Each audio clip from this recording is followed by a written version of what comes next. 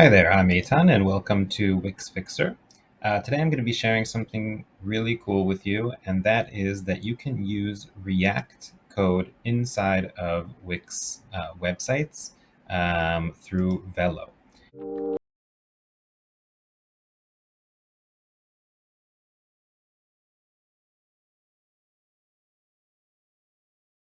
Something that I just discovered at the recent Wix DevCon, and I want to share it with you. So let's get started. So today what we'll be doing is two things. First, I'm going to show you the basic React Velo setup using the npm packages and show you some basic things that you can do with the package.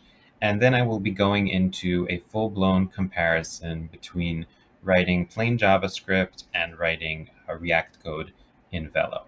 So in order to install the packages, I will be following along with the documentation here of the npm for React Velo.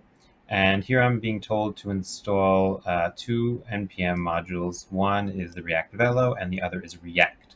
So in order to do that, I'm going to go here on the left side to Packages and Apps. Obviously, if you are not yet in dev mode, you're going to want to go into dev mode right away. And then you'll have access to these packages and apps. And we're going to install packages from npm. So we're going to be installing two packages. One is the regular React package. So I'm going to install that. And the other is the React Velo package. And I'm going to go ahead and install that. I'm kind of assuming here that you have some prior knowledge in Velo and some in React. If not, I will do my best to try and fill in the blanks, but it might be a little hard to follow along. So let's head back to our documentation now that we've installed the packages. And here we have some instructions for the basic setup. So we're going to import all of our packages here on the upper level. And we are going to set up our app function, which is basically how React renders what we have on the screen. And here we don't want to forget to return. And here we're going to basically be returning our React style HTML. And I always like to wrap everything in a fragment because React requires having everything wrapped within one element. And that element can just be one HTML element or HTML tag, and that can be a fragment. And in here, we basically have access to the elements that we have on screen on our Wix editor. Last but not least, we're going to want to make sure to copy this render function into our onReady function here, where we would usually write our JavaScript code. Right, now we have completed the setup, and now I'm going to show you basically how to tap into these elements here on using React code. So in order to tap into a element, we are going to write it out as if it's a special HTML tag or as if it's a component in React. And the way we need to write those out, as you can see here in the documentation, is with an uppercase W, and then here we have the ID of the element. Here you can see in the example that things like a container, they decided to write with opening and closing tags. I've been doing some experimentation, and I think that you can write everything just with self-containing tags. There might be some implications later on, but so far I have not managed to see anything malfunctioning because of it. Maybe I'll encounter it sometime in this video, and then you can go ahead and mock me, and I'll need to refactor my code. But for now, I'm just going to tap into our box element, which is right over here. And you can see I'm using uppercase W and lowercase box, which is the ID of my element. And as I said, I'm going to use just self-closing tags. So here, basically, I am tapping into our box element. And in the old JavaScript, not the old way, but the JavaScript, vanilla JavaScript or jQuery way of using Velo, this would have been $W, open parentheses, open quotation marks, pound sign, and box. Okay, so this you can think of as kind of equivalent.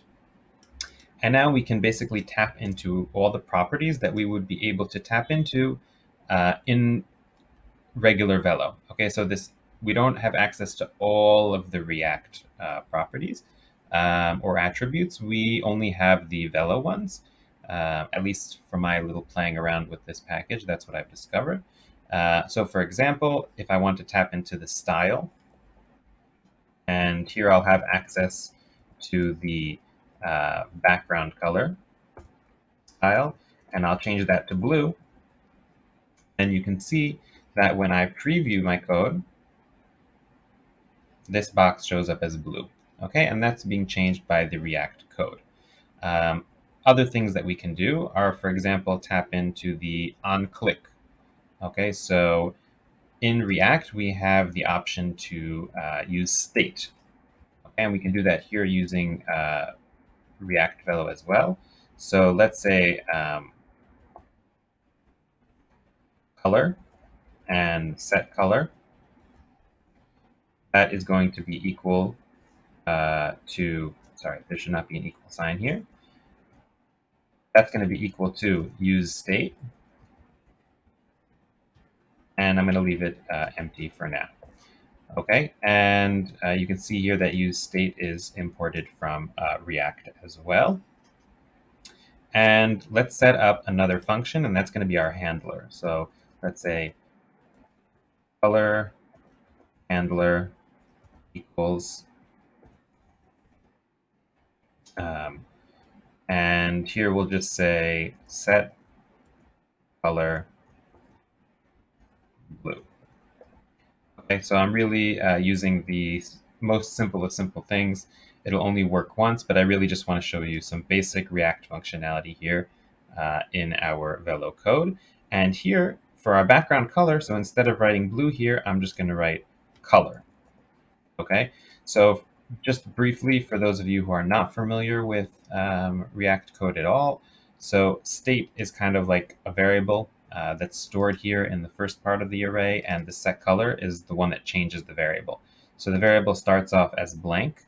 Okay, let's have it as green in the beginning so we can prevent any errors that we might throw. And then when we call this function color handler, it'll set the color to be blue. And we're going to want to set that color as blue, let's say when we click the box. So here I need to add an onClick handler. And here inside of my onClick, I'm going to call this color handler function. Okay, so now when I click on the box, it should change blue if I've done everything correctly. And let's try that out. So I'm going to preview the code, and we can see that it started off as green. And then when I click the box, it turned into blue. Okay, so that is basic use of Velo code. Of React in Velo. And that's super, super cool. And now I'm going to go into a slightly more complex example that will really highlight all the advantages of using React in Velo. And in order to really highlight it, first I'm going to be writing out all the code in regular Velo JavaScript. So what I'm going to do here is I'm going to just comment out all of this code here. I'm just going to copy over our onReady function because I will be needing that. And I'm going to put that right up here. Uncomment, get rid of our render app. Okay, so now I'm writing plain old Velo code. And let me explain what we're going to try and do. So here we have a radio box. And we have red, yellow, green. And what I want to do is that when you select one of these selections on the radio box, a few things are going to happen. So first of all, this container box will change color to the color that we selected. This text box will change the text inside to the color that we selected. Not the color of the text, but the actual string. Our counter will go up by 1 every time we make a new selection. And we have a repeater here on the side, which will record the color by changing the color of this record box and adding one additional record. Okay, so basically one little action that we take needs to do a lot of things on our page. And this is the perfect example of where React can come in really, really handy. But first, we're going to do it the old-fashioned way. And let's start with our radio buttons. So the first thing that we're going to want to do is let's add an event listener to the radio buttons. And that's going to be on change. And we're going to have an event. And then when we have this event, we are going to, let's start with making our counter go up by 1. So I'm going to add a function over here. And let's say count. Okay, that's going to be our function for changing the counter. And all this counter function is going to do, it's going to tap into a global variable that we're going to set up here. So let's say let count. Okay, so that's confusing now. So let's, I'm going to start with that as 0. And here I'm going to change this to up count. Okay, just to separate between the variable and the function. So we have a global variable, that's count. We have a function, and what this function does is it says count plus plus. And we have to set this text to equal this count. So we're going to say, we're going to tap into the element of the counter, and we're going to say dot text, and this is going to be equal to count. And why is that not good? Number is not, okay, so we're going to say count to string. Okay, and now we have no issues. Basically, the problem was that this is a text box, so I couldn't really assign a number to it. Count is a number. And we're looking good. So first thing we're going to want to do when we do onChange is we're going to say up count. Okay, so that's one task that we got out of the way. The second thing that we're going to want to do is change the color of the container box. So let's do that over here. And let's say change color. Let's be more specific, change box color. And here we already have to tap into what exactly the event is. Okay, so we're going to need to be using this event over here. And let's say that we're going to say that color is equal to event dot target dot value. Okay, so that should give us back the value of the radio box that we selected. And we're going to need to pass that into the change color function. So we're going to have here change box color, and we're going to pass it a color. And we have to make sure to have this color here as a parameter. And now what do we want to do when we change the color? We actually want to change this container box's color. So we're going to do that by tapping into the element and the style and the background color, and that will be equal to color. And what I'm going to do just in case is because I'm not sure, these are capital, so I'm just going to lowercase this. I'm going to do it over here, actually, just that whenever we pass this value, we can make sure that it's lowercase.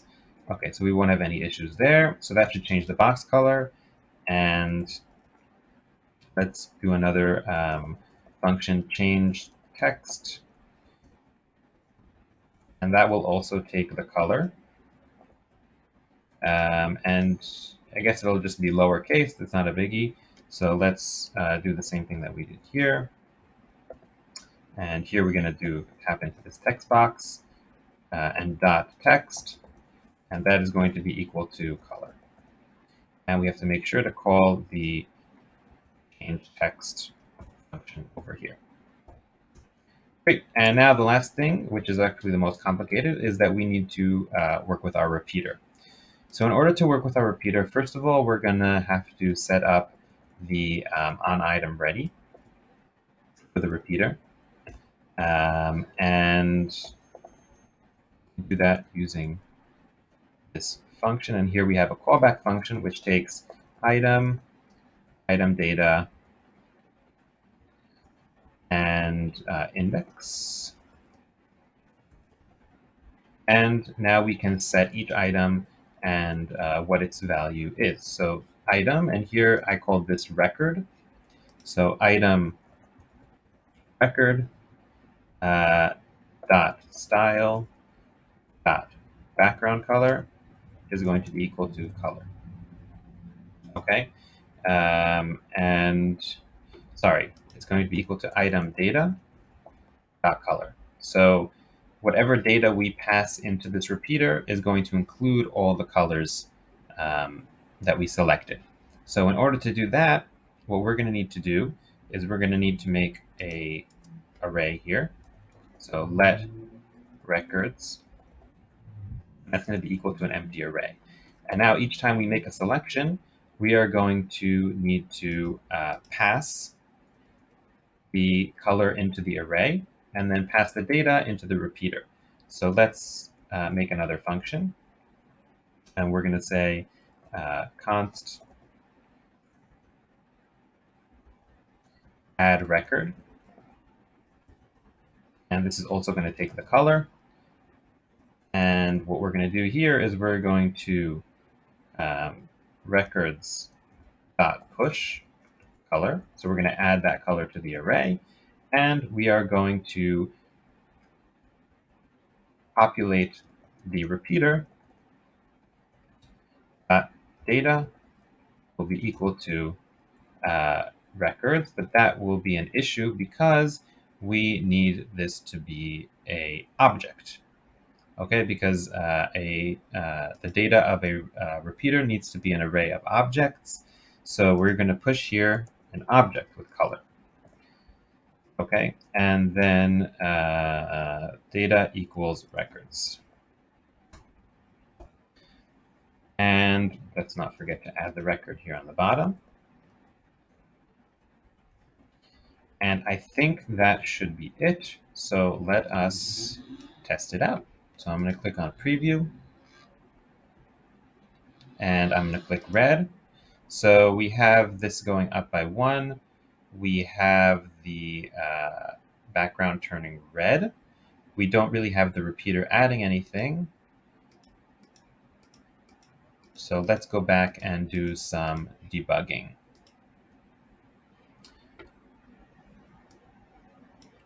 So let's start with the text here, which kind of just disappeared as soon as we changed colors.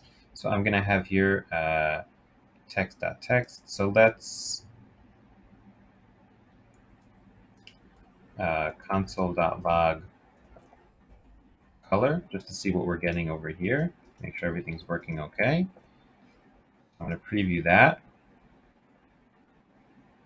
and click undefined. Okay, so we're not passing the color into the text. And why is that? Because I didn't add them over here. And that is the same problem as the record.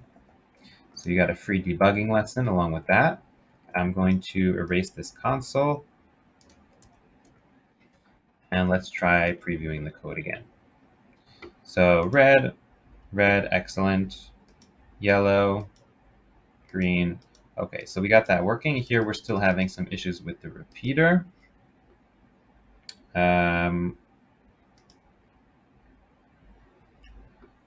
So let's, right here, after we push color, let's repeater. And I already think I know what the issue is. So when we are populating a repeater with data, we actually need that to have an ID. That is a rule in the Wix repeater API. So what I'm going to do here is I'm going to say that ID, luckily we already have a count set up. So ID is going to be equal to count. And then we're going to have color. And let's see if that solves it. So I'm going to save my code actually because I don't want to lose this. And let's preview this. Okay, so that was not the issue. And let's see why it's not working. So after fast forward a little bit of debugging, I have figured out what the issue is. And I think that it still lies in the ID. So for the ID, I've been using the count, which is a number. And that's kind of what I had highlighted over here, the problem that we had with the text. And this count, I'm going to actually also do dot toString because this ID needs to be a string. Lots of rules. And now that it is a string, when I test out the code, go into preview, and as I click over here, you can see that we are adding elements to the repeater. As we click, there's a little bit of a kind of responsiveness bug here where this is moving along with the repeater, but that's not a huge issue for us. So we have all the functionality here. Just one little more thing to spice it up. I'm actually going to set the repeater data in the beginning to be equal to records array. And that way it'll be clean and we won't see these kind of like blank text boxes over here. And let's just try and move this. So what I could have done is I could wrap this in another box to prevent these radio buttons from moving, but I'm not going to do that right now. So let's just do a final preview, see that everything is working. And I click red, it adds red. I click yellow, it adds yellow. Great. So we have this working now using regular JavaScript inside Velo. And we wrote a nice 40-something lines of code. So now that we finished doing this in regular JavaScript, let's take a look at how we implement that using React in Velo. So to do that, I'm going to just grab the regular JavaScript code that we wrote. I'm going to comment it out, and I am going to cut it and paste it over here on the bottom. Let me just make sure everything is commented out. Excellent. And then I'm going to uncomment our React code that we were working on earlier. And I'm going to get rid of everything except for just the most basic framework that we talked about, which is this app returning our fragment and the onReady function, which is rendering our app. And I'm going to kind of minimize the code and separate it from our other JavaScript code down here. Excellent. So now let's get started, and we're going to be implementing the same exact functionality that we did with the regular JavaScript, just using React in Velo. So to get started, we're going to use the same methodology that we used before. Let's start with our radio button, which is kind of what initiates this whole process. And we're going to select that element using radio group, and let's close that out with a closing tag. And here, let's use the onChange just like we did before. And here we're going to pass a function, which is what's going to happen when we click, when we make a change to the radio buttons. So here we're going to call this handle change. Okay, that's the name of the function. And up here, we actually have to go ahead and write out that function. So let's say const handle change. And this function is going to take an event, just like our function in the regular JavaScript did. And we can also declare color, just like we did last time, and that'll be just like last time, event.target.value. Okay, and now we're going to start using state. So we're going to be using one state here to manage everything, and that is going to be our record state.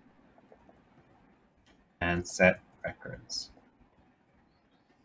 And that's going to be use state, and the default for this will be an array. Okay, we could have probably minimized some of the variables in our plain JavaScript version as well, but you know, you live and you learn, and we're writing code again that we wrote before, so you're always going to do some refactoring and some optimizing. So here, this is our only state that we're going to be using, and in order to tap into, let's say, count and the text and everything, we're only going to be using this one variable, which is the records. And so here, after we set our color, we are going to need to set record. And here, so we need to give it an array because we can't change the type of this records. And inside this array, what we're going to do is we're going to spread all of the previous records, and we're going to add one new record with an ID is going to be equal to records dot length dot toString. Okay, don't forget here that this needs to be a string because records.length will be a number and we want to change this to a string for the ID. And the second property will be the color.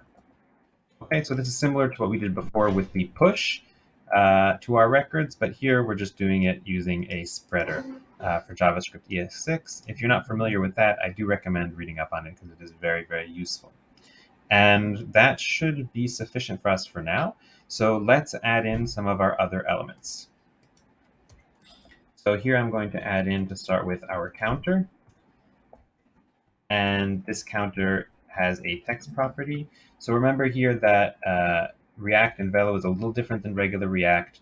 So we're not writing the inner HTML within two tags, but we're kind of treating it as if it's a component that's taking props.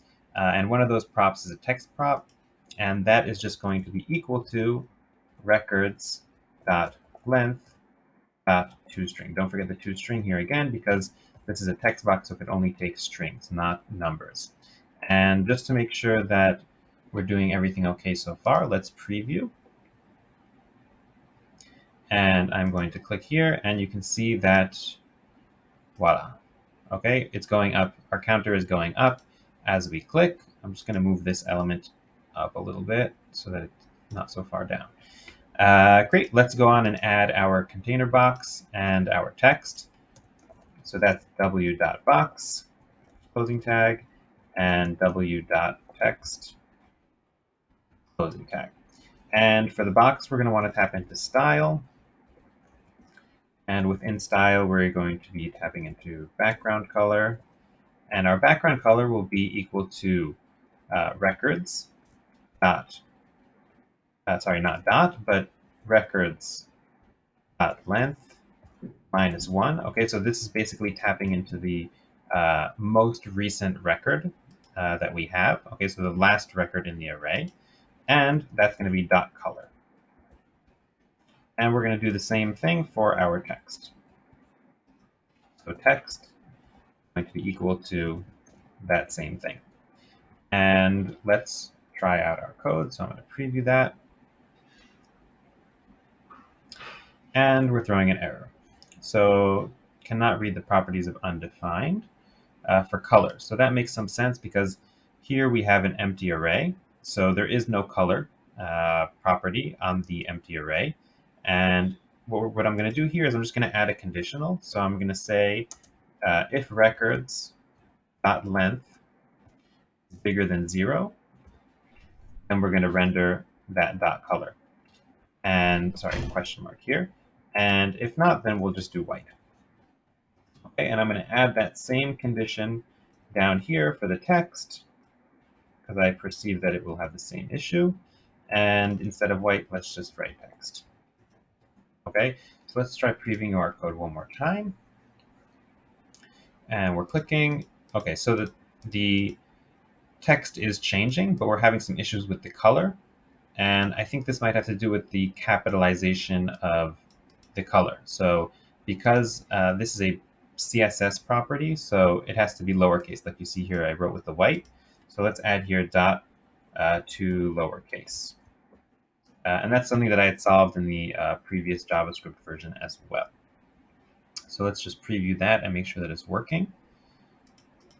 And voila, we have our colors working as well. Excellent. So let's head on to the most complicated and final part, which will be our repeater.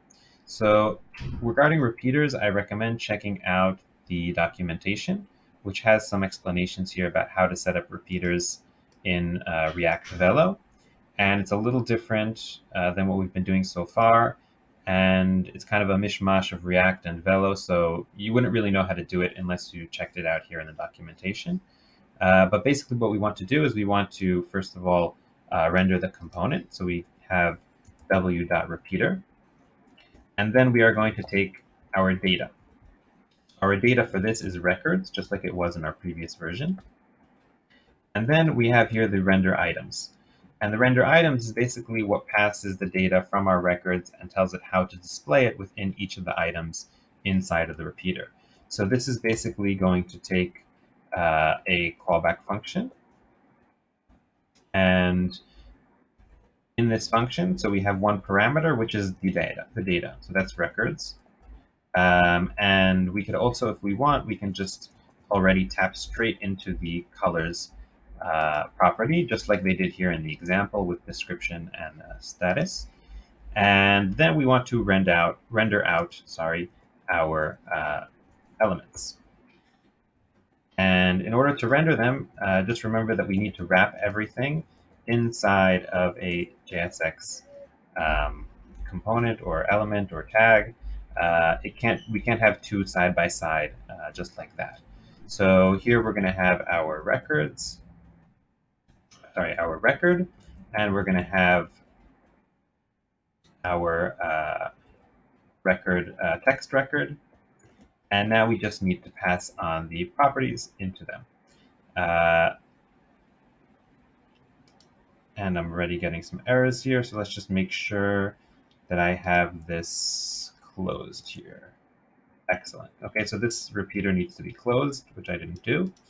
And okay, so inside of record, so this is again using background color, but here it's a little simpler because we just need to, style, background color, and that will just be color. Colors, color. Excellent. And here, text will also just be equal to color. And looking good. So let's preview the code. And red. Okay, the color is not here. And same issue that we had last time, I'm guessing, which is too lowercase. So you might choose, depending on what your desired functionality is, to kind of lower the case already up here, like we did with the JavaScript version. It really depends on what you're going for and what will end up costing you less in terms of code and work later on. Let's preview that one more time. Red, added. Excellent. Yellow, green, red, and the app is working perfectly. So let's go back to the editor and let's just take a look and see how clean and nice our code is. So this is 30 lines of code compared to the 40 lines of plus code that we wrote in the regular JavaScript. So we're already saving some space. And just in terms of simplicity, we really have only one global variable, which is controlling our entire app. So, and that's this record state. And we could add lots more elements that are all tapping into this record without really changing any of the behind the scenes code. And it just creates a much simpler and enjoyable experience like React does in general in comparison to JavaScript. That said, I'm not sure I would jump forward and go ahead and start changing all my websites into React Velo. I'm not sure I would use this on every single future project that I implement.